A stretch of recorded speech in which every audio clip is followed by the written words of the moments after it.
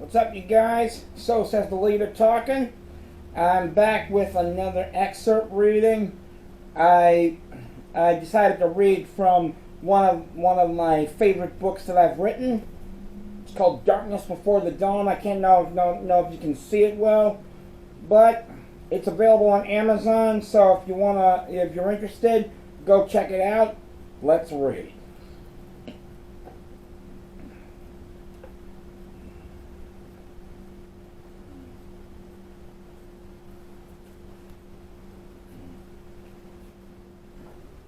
This scene takes place in Lighthaven Halfway House in the magical dimension.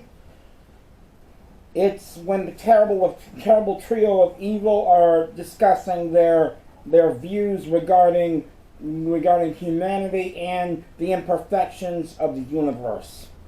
Let's read. Meanwhile, in a small room, the girl with purple hair lay on her bed, reading silently from a book that she had borrowed from the library in the Lighthaven Halfway House, where she'd been sentenced since their hugest loss during the race for the rainbow, as many had begun to famously call it. The book she was reading was called Spy Smasher and the Unstoppable Super Soldiers. For her, the plot was epic, as the hero of the book, Spy Smasher, had been assigned to arrest a renegade scientist for betraying the morals of his native country. The most interesting concept was Spy Smasher's backstory. He was a troubled teenager who'd gotten himself into so many fights due to his short temper. However, he'd gotten himself a second chance after learning martial arts and boxing sports, which helped him control his anger and focus it where he needed it most. A lot of people seem to be getting second chances, even fictional characters in books, Stormy realized. She sighed. Everyone keeps saying it's never too late to change, but at times I wonder if the people who said it had rocks for brains. Stormy, as she was called, had recently been busying herself with extra work around the halfway house to give herself some free time in the small cell room she shared with her eldest sister, Icy. A while back, Icy, Icy, and her middle sister, Darcy, were an evil sister trio called the Terrible Trio of Evil, as well as the daughters of a psychopathic demon named Ubel. It turned out that Ubel was not acting alone, or out of her right mind, as she was subordinated and subjugated by the ultimate in evil, a spirit named Nightshroud, who was discovered to have been created at the same time of the creation of the universe. Nightshroud had subjugated all who had been his supposed followers when they all realized that they had been swayed to evil by him, believing that they were in control of themselves. In reality, Nightshroud needed people to help him accomplish its goal. Only when people gave into their inner darkness would he be able to act through them. However, Ubel had realized that she was one of those who had been swayed in more ways than one, as Nightshroud had possessed her in order to stay alive after escaping from the onyx of darkness. Her core consciousness had literally split itself in two, and Murda, Ubel's good and pure form, had convinced the evil three-eyed being that darkness could also be good as well as evil. In doing so, Ubel and Murda had remerged into one being, her long nightmare over at last. Or so she thought, as then Stormy and her sisters formulated a plan to regain control of the Ark of Protection and bring the Rainbow Dragon under their control.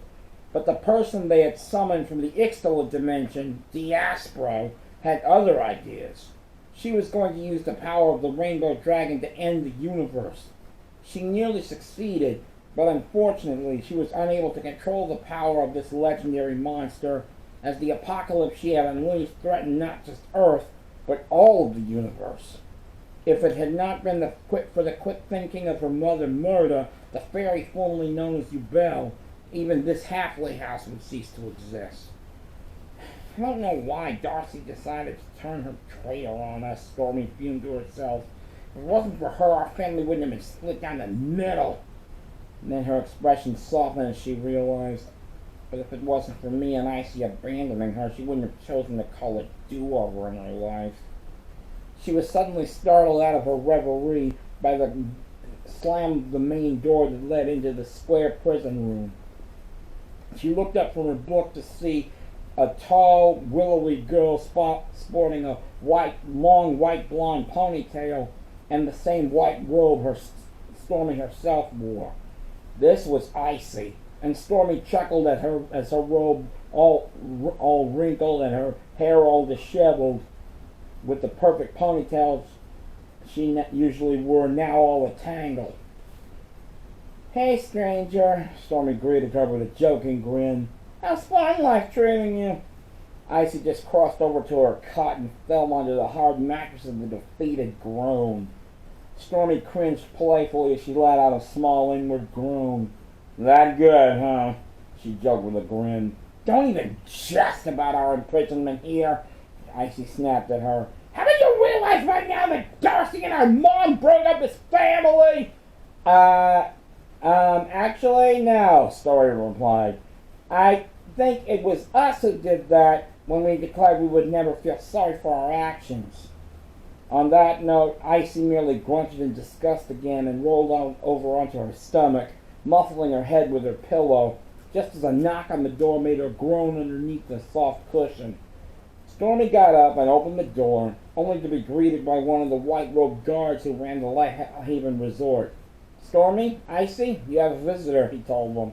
"We do?" Stormy asked hopefully, and as the man stepped inside, a caramel blonde appeared from behind him. "Hey, Storms," the caramel blonde said sheepishly. "Darcy!" Stormy exclaimed as Icy shot up from her bed and cried out in pain because she stood up too fast and hit her head on the bunk above. Stormy and Darcy shared a big hug, and they had a long hug. "How have you been?" As Darcy hugged Stormy, she told her, "Just great, sis, and that's exactly how I feel." Darcy looked over Stormy's shoulder and eyed the other girl, Icy. "Hey, Icy," Darcy said with a sympathetic gaze at the white blonde. "How's everything?" Icy merely glared back at her with cold eyes and told her, "Due respect, dear sister, this sentence is a joke. I never thought I'd become a halfway farmer." "I can't help you there," Darcy responded. "I was sincere enough about starting my life over as you were anything but." She sighed inwardly. "We're lucky all three of us aren't serving time." "Look, the only mistake you made was being born, Darcy," Icy protested. "Icy, please!" Stormy shot back. "You know better than to dwell on the past. Darcy's come to visit us. Can't you show us a little decorum?" "I'm talking about right now," Icy retorted. "The Fellowship of Light is the reason we haven't conquered the world, and for our separation. After all our so-called sister did in the race for the rainbow against those losers, what did we accomplish?" Darcy merely lowered her gaze at that thought. "Our mother turned traitor on us, and Darcy went along with her, the stupid little shadow girl," Icy went on. "What's this stop me or Stormy from betraying our loyalty to darkness?" Darcy merely gazed at her adamant sister with a sympathetic smile. "Your own fear and self-loathing," she told her simply. "Remember one thing. I used to feel the same way as you, angry at the world, because I had no idea what my purpose was in life." She chuckled at a thought only she knew about. "Humanity is never as evil as Nightshroud thinks it is.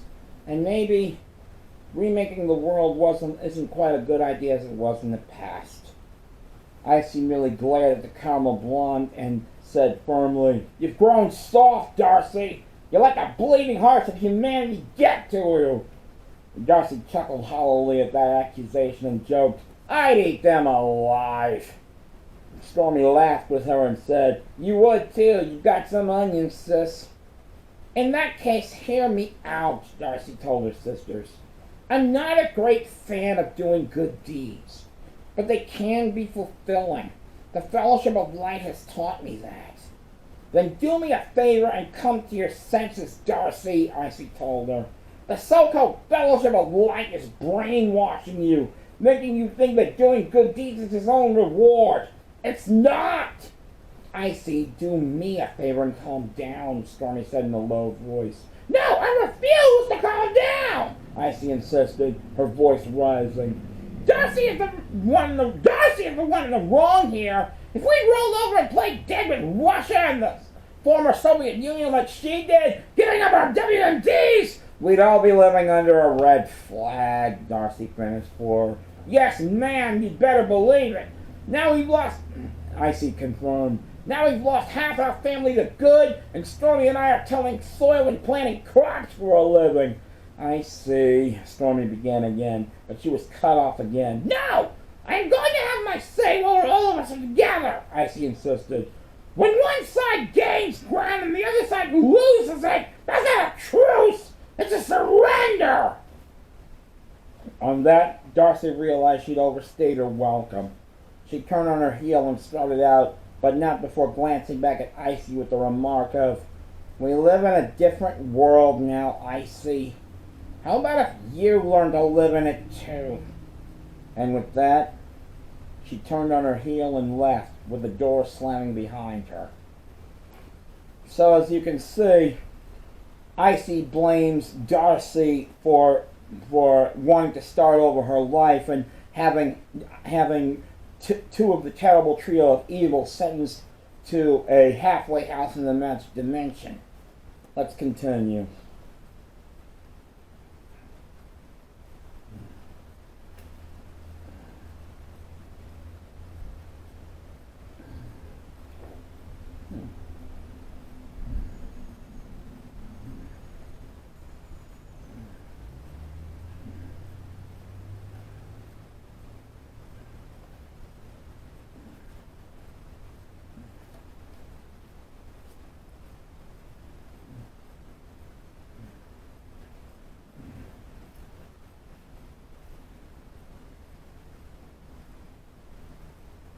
Oh, this scene is one of my favorites. It lets you know that the terrible trio of evil have redeemed themselves because they have earned a new form in transformation. Let's read. Darcy continued shivering, but not so violently, all the while managing to keep up with the rest of her family as they ran for their lives, dodging tumbling ice blocks and falling chunks of mixes of ice and dirty snow. However, one ice block caught Darcy off guard as she tripped over it, hitting the floor and crying out in pain as another ice block pinned her leg down. Guys, help! She cried, reaching out toward them. Stormy heard Darcy's desperate scream for help and turned to see that her sister had been pinned down by a block of ice. Darcy! Stormy shouted. Even though she felt the effects of the ice specter had worn off, they had not worn off completely as she now staggered back toward her fallen sister. Hang on! I'll get you! She reached for Darcy's hand and pulled with all her strength, straining to get her loose. It's no use! I can't pull you out! And see if you can push this block off my leg! Darcy told her. I'll try! Stormy promised, running behind Darcy and straining an effort as she pushed on the ice block, but still to no avail. It's no use! I can't budge it! Just then, Stormy heard the ceiling creak above her and looked upward to see that the ice was cracking faster than normal. We're pancakes! She realized, squeezing her eyes shut. It's going to take a miracle to get us, save us now! But on that note, as if in answer to her silent thought, Stormy heard another person screaming as if they were pulling. Her eyes shot open again to see that it was Icy, and she was pulling on Darcy's wrist with all her strength. Icy, Stormy realized. Thank you. Then, with her resolve ignited, the youngest of the trio began to push on the block from the opposite side. Even though she used all of her strength, it still seemed to be no use, until she heard the strains of yet another. She turned to see that Myrtle was pushing along with Stormy as Icy pulled on Darcy from the other end. Mom, Stormy realized warmly, and she worked with her mother to move the ice block. It took some effort and a few moments, But at last, Darcy was pulled out from under the ice that had pinned her down, and all three of them had worked together to free her. Time seemed to slow itself to a crawl as Darcy burst into tears and hugged both her sisters, as well as her mother. "Thank you," she sobbed happily. "Thank you all." Then she frowned. "But why? You could have escaped like last time and left me here to die." "That was then," Stormy began warmly. "And this is now," Icy went on equally warmly. "Even if we all perish, it doesn't matter as long as we're together." Murda finished with a sad smile. Darcy returned an equally sad smile toward her family. "Thank you." And as she enveloped her sisters in a group hug, she suddenly felt the familiar cold metal of her bracelet grow warm. As she pulled away from the others, she stared at it, just as Stormy and Icy also eyed their bracelets, which began to glow warmly themselves. Within another moment, the bracelets had changed their color, from sterling silver to pure gold. "Huh?" Icy realized. "What the?" Stormy added. "What happened to our bracelets?" Darcy wondered, and as they punched their fists toward each other in a triangular formation, the bracelets began to glow, sending out a color triad of ice blue, maroon, and purple. This tricolor enveloped all three sisters at nearly the same time, as time itself began to slowly come back into equilibrium. Meanwhile, the sisters suddenly felt themselves undergoing a huge group transformation. As Murda watched, her three daughters stood back to back as they spun around as one, like a spinning record on a turntable, and a ring of light materialized underneath them, surrounding their bodies in a warm yellow aura. Then the three sisters began dancing gracefully among a rainbow-colored veil, each one twirling a streamer of their respective color of ice blue, dark purple, or maroon.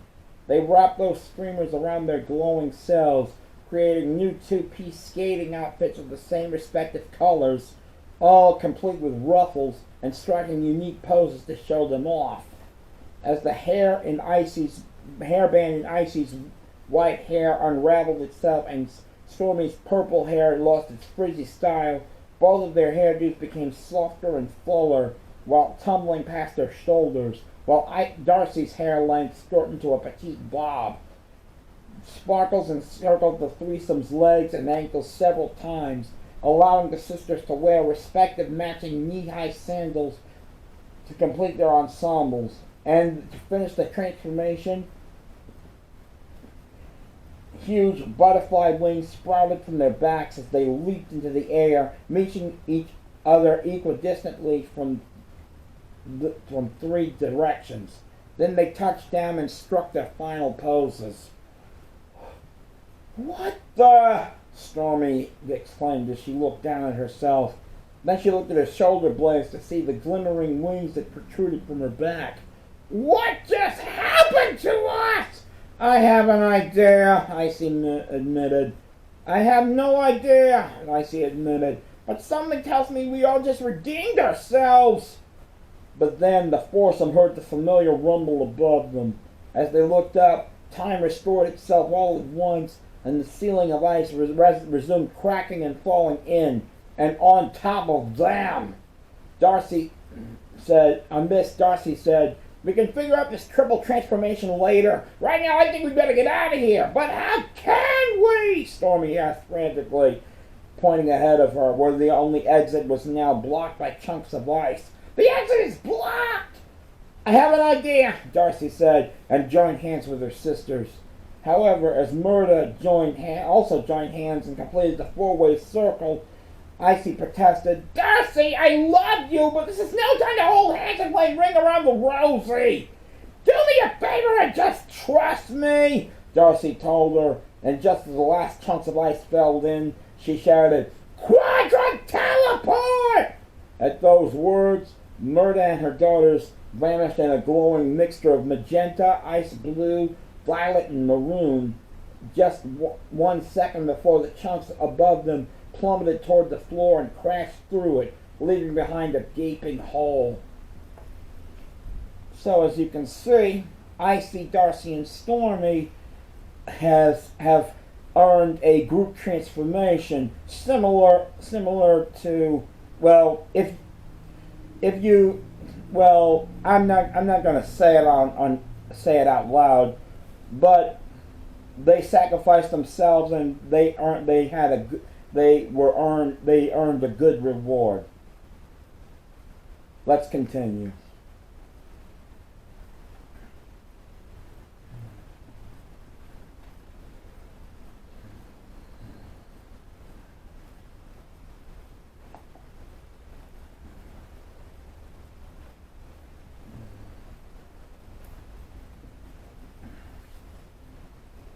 Okay, this is from part 2 of Darkness Before the Dawn. It's Remington and Nathaniel are busy talking about what's coming up at the cyber cafe where they all hang out. Let's read. So let me get this straight, Remington Winchester remarked as he walked with his brother Nathaniel toward their usual table at Technus Cyberspace. You're going to an exam session instead of the biggest social event of the year? It's not just an exam, Nathaniel protested. It's the preliminary scholastic aptitude test, one of the most important exams that can determine my future. Nathaniel, why are you passing up a chance to attend the last blast party? Remington asked, as Techna passed by him with a large poster which read, "Have your last blast, the last blast party. Don't pass up this chance for a dance. It may be your last." You've told me it was tradition, Nathaniel remembered. But here's the tradition I go through every year.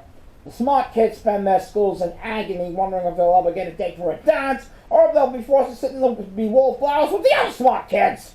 He sat at the table with his brother and finished with, "It's too painful to think about, brother." Remington wrinkled his nose on that point and murmured, "I never thought of it that way." "Well, who are you going with?" Nathaniel asked. "Well, I divided into 3 categories," Remington told him as he held up a small notepad. 1, the cute girls. 2, the girls with good personality. And 3, the girls whose parents can pay for the limo coach. "And you wonder why I'm passing this up for an aptitude exam," Nathaniel remarked, causing his brother to chuckle. However, while he and Remington enjoyed a good laugh, the things they talked about were the farthest things on their minds. The brothers, as well as their sister Heatheria, their cousin Galatea, and Princess Luanne, had returned home early from holiday in Switzerland when Marissa Winchester, the children's mother and Galatea's aunt, had warned them of impending danger while they were visiting her at the Deloria embassy. She wouldn't say what would be going on, but her senses had told her that they would find out when they had returned to Melania. The instant that the Fellowship of Light had returned home, Luanne had teleported herself to Deloria Mountain to consult with Honest, who had also returned from his own vacation, and her cousin Roxy, while Heatheria was at the Palace of Melania to inform King Adamant of the danger her mother had warned her about, while also covering for the princess's absence. "Hey, you guys!"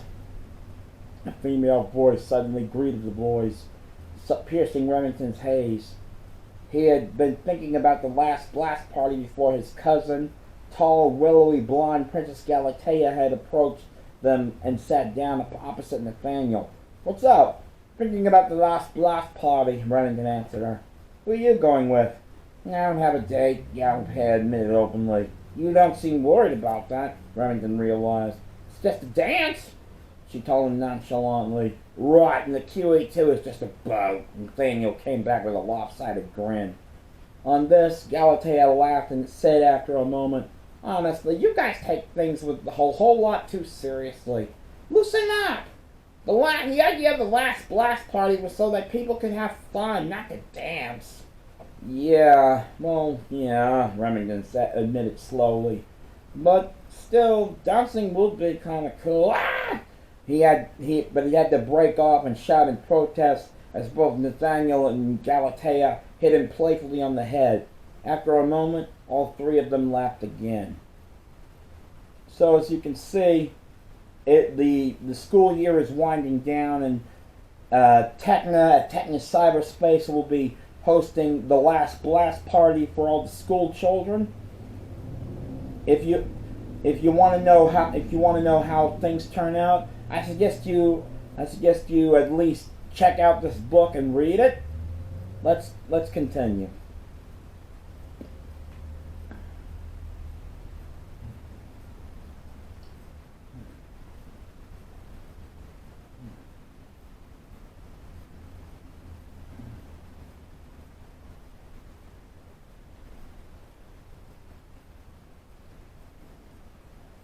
Okay, this is a conversation between the heir of the apocalypse and her master, who is known as Nightshroud. It's as Nightshroud. He says it's time to begin the ultimate plan. So let's read. Back at the Temple of Deloria, a genuflected Diaspora presented herself before the dark abyss as she eyed the swirling black energy within. By your command, my master, the elemental heroes have been eliminated, she informed Nightshroud. The voice within the dark abyss spoke again, but in a much more understandable, intelligent voice. And what of the Earth Fellowship? They are no more, my lord, Diaspora replied confidently. Excellent, Nightshroud praised her. Now the time of my rebirth draws near. It is time to implement the ultimate plan. So does this mean, Diaspora began? Yes. We must activate the chain reaction set within the obelisks. You know that I am loyal to you until the end of the world, Diaspora told him as she straightened herself. Excellent, Nightshroud praised her. Remember, Diaspora, if you serve me faithfully, I shall make you a queen. With that, Diaspora bowed with a reply of, I shall not fail you, master. Then she turned on her heel and walked out of the room toward the catacombs where the room that once belonged to the terrible trio of evil was located. So, as you can see, the heir of the apocalypse is loyal to Nightshroud, and they are about to implement the ultimate plan to end the world so Nightshroud can remake it anew. Well, I hope you enjoyed these excerpt readings.